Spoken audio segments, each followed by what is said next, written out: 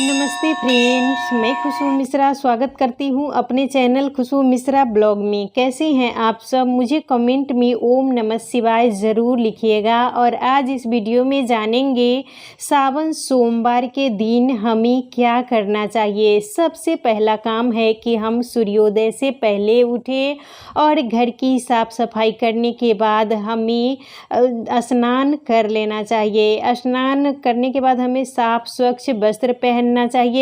आप हरा, लाल, पीला मतलब कलरफुल ही उस दिन वस्त्र पहने और मांग में सिंदूरा अगर आपके पास है तो सिंदूरा से सिंदूर लगा ले, हाथ में चूड़ी हड़ी पहन ले और इस दिन पैर में महावर ज़रूर लगाना चाहिए। महावर लगा के ही हमें पूजा करनी चाहिए और मंगलसूत्र भी आप ज़रूर पहने। और उसके बाद हम सूर्य भगवान को जल चढ़ाएंगे। तो सब हो सके तो सबसे पहले हमें अपने घर में ही पूजा कर लेनी चाहिए कि पूजा रूम की साफ़ सफाई कर ले, बर्तन धो ले और हो सके तो पूजा हमें ज़रूर कर लेनी चाहिए और उसके बाद ही मंदिर जाएं, क्योंकि प्रथम पूजा हमारे घर में ही होनी चाहिए।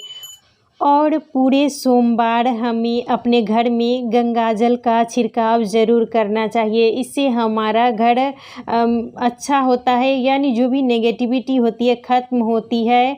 और मंदिर इस दिन ज़रूर जाएं। प्रतिदिन आप जाएं या ना जाएं, लेकिन सोमवार के दिन हमें मंदिर ज़रूर जाना चाहिए और मंदिर जाके भोलेनाथ का अभिषेक ज़रूर करें। और मंदिर में आप जब भी पहुँचे तो हमें घंटी पहले बजाना चाहिए। और भोलेनाथ की पूजा करने का सही तरीका है, सबसे पहले जहाँ मैं जल चढ़ा रही हूँ गणेश जी का स्थान है, उधर कार्तिकेय जी का स्थान है, बीच में अशोक सुंदरी है और जो कटी भाग है वो माता पार्वती का हस्तकमल है। और फिर हमें उसके बाद भोलेनाथ का अभिषेक करना है और उसके बाद जल हमें जो जलपात्र टपकता रहता है जिससे पानी, उसमें डाल देना चाहिए। तो सबसे पहले हम जल से अभिषेक करेंगे, उसके बाद हमें दूध से अभिषेक करना है। आप पंचामृत लाई हैं तो पंचामृत से भी अभिषेक और दूध या पंचामृत से अभिषेक कराने के बाद हमें फिर से जल से अच्छे से भगवान पर जल चढ़ाना है और पूरे शिवलिंग का हमें अच्छे से धो देना है। और जो माता पार्वती का हस्तकमल है हमारे हाथ से मिलता है तो हमारा जो भी दुर्भाग्य है वो माता के हाथ में हाथ मिलने से ख़त्म हो जाता है। तो सबसे पहले हम जल से अभिषेक करेंगे, दूध से करेंगे और उसके बाद फिर जल से करेंगे। और थोड़ा सा जल हमें अपने पात्र में रख लेना है और उसे अपने घर ले जाना चाहिए और इसे पूरे घर में छिड़काव करें, बहुत ज़्यादा ये अच्छा माना जाता है। और सबसे पहले हमें शिवलिंग पर ओम लिखना है, उसके बाद हमें त्रिपुंड बनाना है। आप अष्टगंध से भी बना सकती हैं और चंदन से भी त्रिपुंड बना सकते हैं। और जब भी आप पूजा करें तो दिशा का ध्यान ज़रूर रखना चाहिए। हमारा जो मुख है वो उत्तर दिशा की तरफ होना चाहिए। और उसके बाद हम गुलाल से भी भगवान को तिलक कर देंगे और गणेश जी को भी हम रोली लगा देंगे और बीच में अशोक सुंदरी है उनको भी लगाएंगे, कार्तिकेय जी को भी लगाएंगे और सबको थोड़ा सा हम हल्दी भी चढ़ा देंगे। और शिवलिंग पर हमें हल्दी नहीं चढ़ाना चाहिए, तो माता पार्वती को हम चढ़ाएंगे, गणेश जी को चढ़ाएंगे, अशोक सुंदरी को चढ़ाएंगे, कार्तिकेय जी को चढ़ाएंगे। और जो ये शिवलिंग है उस पर हमें हल्दी नहीं चढ़ाना है, सिंदूर नहीं चढ़ाना है।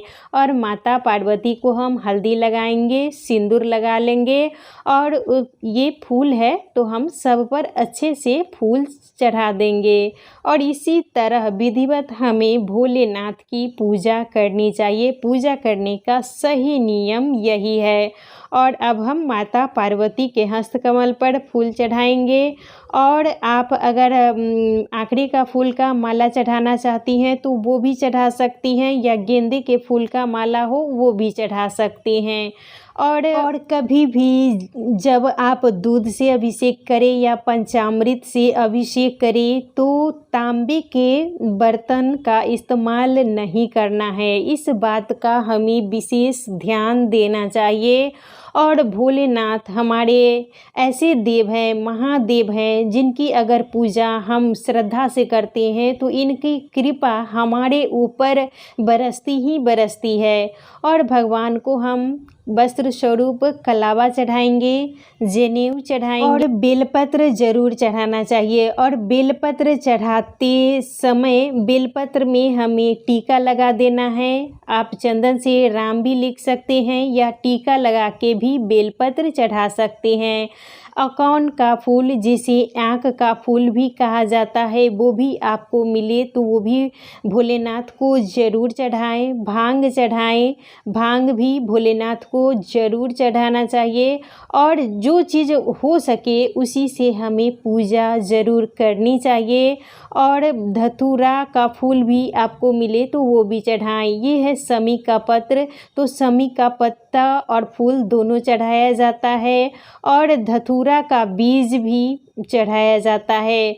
और उसके बाद हम नाग देवता का पूजन कर लेंगे। नाग देवता को भी चंदन से हम टीका लगाएंगे, उनको भी फूल चढ़ाएंगे। और जब भी आप पूजा करें तो मंत्र का जाप जरूर करें, ओम नमः शिवाय, ओम नमः शिवाय। और उसके बाद हम भस्म चढ़ाएंगे। और भोलेनाथ को गुलाल भी चढ़ाया जाता है, तो मेरे पास था तो मैं गुलाल भी चढ़ाई हूँ। और अक्षत जब भी चढ़ाएं तो वो खंडित ना हो और उसे धो के चढ़ाना चाहिए। तिल चढ़ाएं। और इसी तरीके से हमारे भोलेनाथ की विधिवत पूजा की जाती है। और पूरी श्रद्धा से हमें भोलेनाथ की पूजा ज़रूर करनी चाहिए। और सोमवार के दिन आप व्रत रखी हों या ना रखी हों, लेकिन मंदिर ज़रूर जाएं और भगवान का जल अभिषेक ज़रूर करें। और भगवान को भोग में जो भी सीजनली फल है वो भी भोग लगा सकती हैं। और कभी भी फल को जलाधारी पर हमें नहीं रखना चाहिए।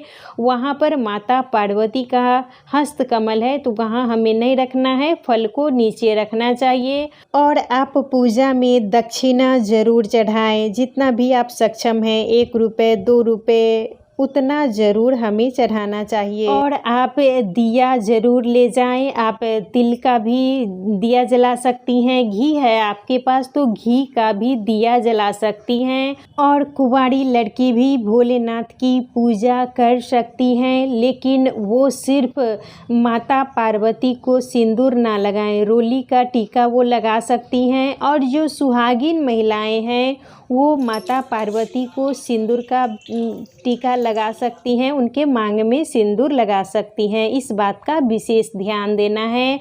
और जो भी आप भोग प्रसाद, मिश्री हुआ, चीनी हुआ, गुड़ हुआ, वो भगवान को भोग आप लगा सकती हैं। और नंदी की भी पूजा हमें ज़रूर करनी चाहिए। नंदी की पूजा अगर हम नहीं करते हैं तो हमारी पूजा अधूरी रहती है। और जितने भी मंदिर में भगवान हैं उनकी पूजा ज़रूर करनी चाहिए। तो नंदी को भी हम स्नान कराएंगे, तिलक लगाएंगे। और नंदी को बेलपत्र ज़रूर चढ़ाया जाता है। नंदी को आप बेलपत्र चढ़ाएं और दुर्वा चढ़ाएं। ये गणेश जी हैं तो गणेश जी को भी दुर्वा ज़रूर चढ़ाना चाहिए। और नंदी को बेलपत्र भी चढ़ाएंगे, दुर्वा भी चढ़ाएंगे, गणेश जी को भी बेलपत्र। और बेलपत्र नंदी पर चढ़ाया जाता है, महादेव पर चढ़ाया जाता है, माता पार्वती पर भी बेलपत्र चढ़ाया जाता है। और कभी भी भोलेनाथ को विषम संख्या में ही बेलपत्र चढ़ाना चाहिए। 5, 7, 9, 11 इसी तरीके से बेलपत्र चढ़ाया जाता है। और गणेश जी को भी आप फूल चढ़ाएं, दुर्वा चढ़ाएं। और उन्हें रोली का भी टीका लगा सकती हैं, चंदन का भी टीका लगा सकती हैं। इसी तरीके से हमें पूजा करनी है। और माता पार्वती को आप उस दिन बेलपत्र चढ़ाएं, फूल चढ़ाएं। और जो भी श्रृंगार का सामान आप चढ़ाना चाहती हैं वो माता के पास स्पर्श कराएं और जो सिंदूर का डिब्बा आप लाई हैं उसी से माता के मांग में हमें सिंदूर भर देना है। और इसी सिंदूर को फिर लगाने के बाद, माता के मांग में लगाने के बाद हमें अपने मांग में भर लेना है। और आप इसे फिर सिंदूरा में इस सिंदूर को ज़रूर डाल लें। इसी तरह से माता पार्वती को सुहाग की सामग्री चढ़ाई जाती है। और कपूर से हमें भोलेनाथ की आरती ज़रूर करनी चाहिए। जितने भी देवी देवता हैं उनकी भी हमें आरती कर लेनी चाहिए। और सावन महीने में भोलेनाथ पृथ्वी पर आते हैं, इसीलिए सावन का महीना बहुत ज़्यादा इसका विशेष महत्व है। आप अगर व्रत करना चाहती हैं तो व्रत इस दिन ज़रूर करें, और नहीं भी करती हैं तो कम से कम पूजा ज़रूर करें। और मंदिर में आने से पहले हमें नंदी के कान में अपनी जो मन की बात है वो ज़रूर कहनी चाहिए, क्योंकि हमारे भोलेनाथ के पास नंदी ही हैं जो मन की बात पहुंचाते हैं। और मंदिर से आने के बाद जो आप शिवलिंग से जल लाई हैं उसका छिड़काव पूरे घर में कर देना चाहिए, और हो सके तो इसे अपने माथे से ज़रूर लगाना चाहिए। बहुत ज़्यादा ये अच्छा होता है। और पूजा करने के बाद ही हमें चाय पानी ये सब करना है। आप शरबत भी पी सकती हैं, और थोड़ा फल भी अगर आप खाना चाहती हैं तो फल हैं। और शाम के टाइम में आप फलाहार करें। इसी तरीके से हमें सोमवार के दिन व्रत करना है, और नियम का पालन इस दिन ज़रूर करना चाहिए। और जो भी आप फल आपको पसंद है वो खा सकती हैं।